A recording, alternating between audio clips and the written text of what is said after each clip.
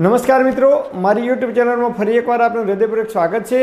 આજે હું તમને એક એવી ઔષધિ બતાવું કે જેનો નિયમિત તમે જો બપોરે ભોજન કર્યા પછી નિયમિત તમે જો ખાવાનું રાખશો તો જિંદગીમાં જીવશો ત્યાં સુધી શરીરની અંદર ક્યારેય કેલ્શિયમની ઉણપ નહીં આવે, શરીરની અંદર નળીઓ ક્યારેય બ્લોક નહીં થાય, એટલે કે કોલેસ્ટ્રોલનો પ્રોબ્લેમ નહીં આવે, શરીરમાં લોહી જાડું નહીં થાય। એટલે જે લોકોને લોહી જાડું થઈ જાય છે અને લોહી પાતળું કરવાની દવા લેવાની જરૂર પડે છે, એમને લોહી પાતળું થવાની ગોળી ગળવાની પણ જરૂર નહીં પડે। જે કંઈ આપણે ખોરાક ખાઈએ છીએ ખોરાકનું પણ ખૂબ ઝડપથી અને સમયસર પાચન થશે। પેટને લગતી એટલે કે પાચન તંત્રને લગતી પણ કોઈપણ પ્રકારની બીમારી નહીં થાય। અમુક ઉંમર પછી એટલે કે 40 કે 50 વર્ષની ઉંમર થાય પછી આપણા શરીરની અંદર કેલ્શિયમની ઉણપ આવવાની શરૂઆત થઈ જાય છે અને એના કારણે શિયાળાની અંદર આપણા હાથ પગના સાંધાની અંદર કટકટ અવાજ આવે છે। આપણા ઘેડિયાઓ, આપણા બાપ દાદાઓ વર્ષોથી આ વસ્તુનો નિયમિત ઉપયોગ કરતા હતા, પરંતુ સમય જતાં આપણે એ વસ્તુને ધીરે ધીરે ભૂલતા ગયા છીએ। એ વસ્તુનો આપણે ઉપયોગ બિલકુલ બંધ કરી દીધો છે। તો આ કઈ વસ્તુ છે જેનો ચરક ઋષિએ ચરક સંહિતાની અંદર પણ ઉલ્લેખ કરેલો છે? તો આ વસ્તુ ખાવાથી મોઢાની અંદર વારંવાર જો ચોદી પડતી હોય તો એ પણ દૂર થાય છે। તો આ વસ્તુ કઈ છે જે આપણે દરરોજ ખાવાનું છે?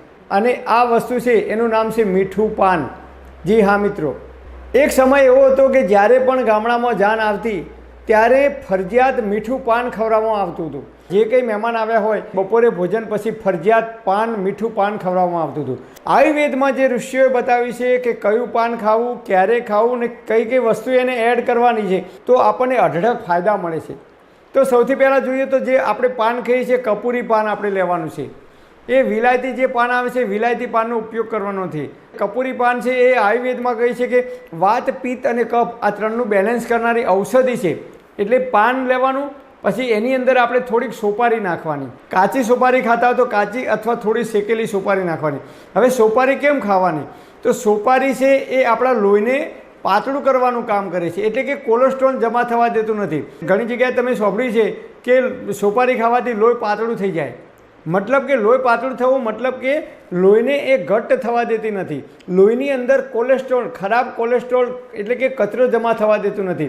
અને એટલા માટે તમે જુઓ આપણા ઘેડિયાઓ જ્યારે પણ જાન આવતી કે મહેમાન આવતા ત્યારે હાથની અંદર સૂડી અને સોપારી લઈ કટકટ કરી અને મહેમાનોને પણ સોપારી ખવડાવવાનો રિવાજ હતો।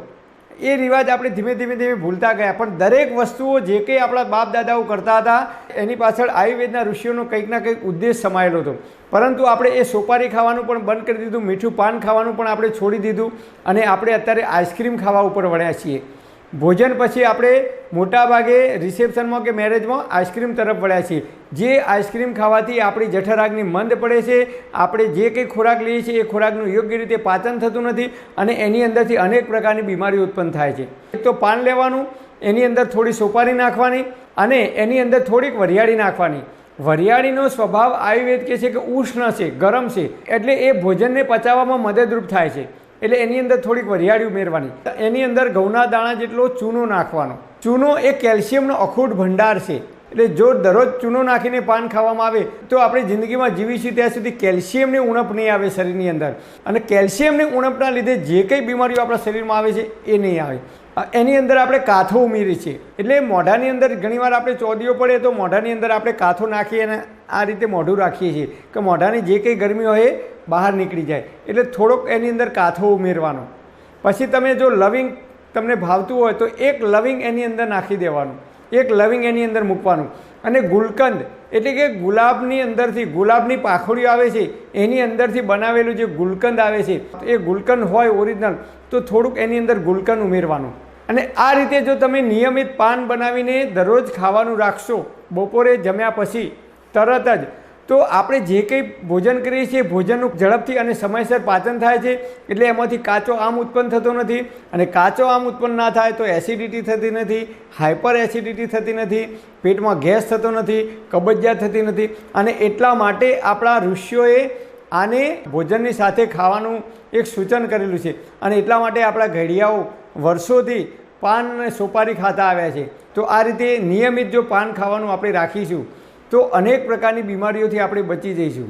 પરમપિતા પરમાત્મા આપ સર્વેને તંદુરસ્ત અને નિરોગી રાખે એવી હૃદયપૂર્વક મારી પ્રાર્થના। Thanks for watching my video. Thank you.